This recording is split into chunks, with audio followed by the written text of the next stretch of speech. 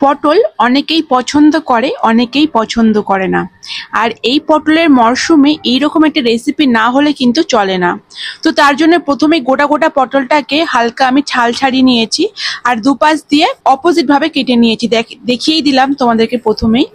এরপর লবণ আর সর্ষের তেল মাখিয়ে রেখে দিলাম। এরপর কড়াইয়ের মধ্যে সর্ষের তেল গরম করে ভালো করে গরম হয়ে গেলে তেল, এরপর এক এক করে পটলগুলোকে দিয়ে বেশ লালচে করে ভাজতে হয়, যতক্ষণ না পটলটাকে বেশ নরম হয়ে লালচে লালচে রং হয়ে যাচ্ছে। দেখতেই পাচ্ছ, ঠিক এইভাবে ভাজতে হবে। ওপরটা বেশ একটু রং ধরেছে, এই পর্যায়ে আমি নামিয়ে নেব।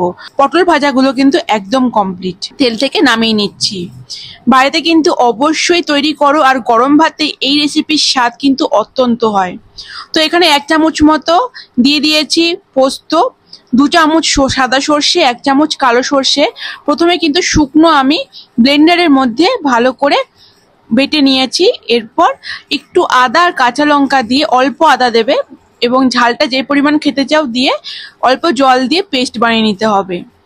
এবং এরপর কড়াইয়ের মধ্যে আবারও সর্ষের তেল গরম করে প্রথমে কালো জিরে আর কয়েকটা শুকনো লঙ্কা দিয়ে ফোড়নটাকে ভালো করে ভেজে নিয়েছি। ভালো করে গন্ধ বার হলে অল্প একটু হলুদ দিয়েছি। একটু ভাজা ভাজা হয়ে আসলে এরপর যে সর্ষে পোস্ত বাটাটা ছিল সেটা দিয়ে হালকা হাতে নাড়িয়ে নিচ্ছি। ফুটে আসলে স্বাদ মতো লবণ অ্যাড করে দিলাম। একটু ফুটিয়ে নেব যতক্ষণ না তেল ছাড়ছে। নাড়ি চাড়িয়ে নিয়ে ঢেকে রাখলাম যাতে তেলটা একদম উঠে আসে এবং সিদ্ধ হয়ে যায়।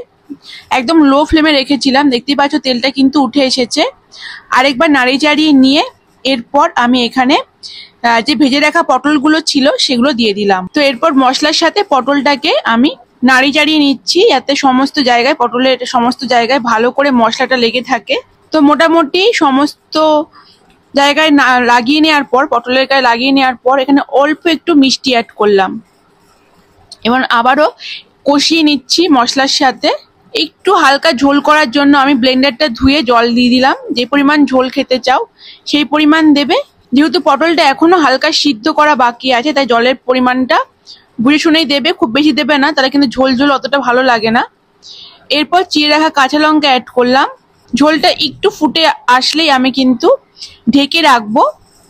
এরপর ঢেকে রাখলাম লো হিট করে যাতে পটলটা সিদ্ধ হয়ে যায়। দেখতেই পাচ্ছ পটল কিন্তু সিদ্ধ হয়ে গেছে।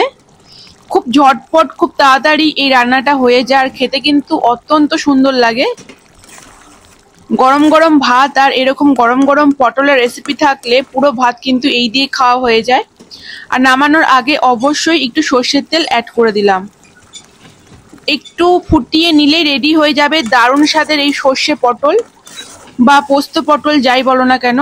তো বাড়িতে অবশ্যই তৈরি করো, আর গরম গরম এই পোস্ত পটল বা সর্ষে পটলের স্বাদ তোমরা কিন্তু অবশ্যই গরম ভাতের সাথে খাও, দেখবে অসাধারণ লাগে খেতে। তো কেমন লাগলো রেসিপিটা জানাতে ভুলো না। ভালো লাগলে অবশ্যই সবার সাথে শেয়ার করো, লাইক করো, ফলো এবং সাবস্ক্রাইব করো। দেখা হবে আবার নেক্সট ভিডিওতে অন্য কোনো রেসিপির সাথে।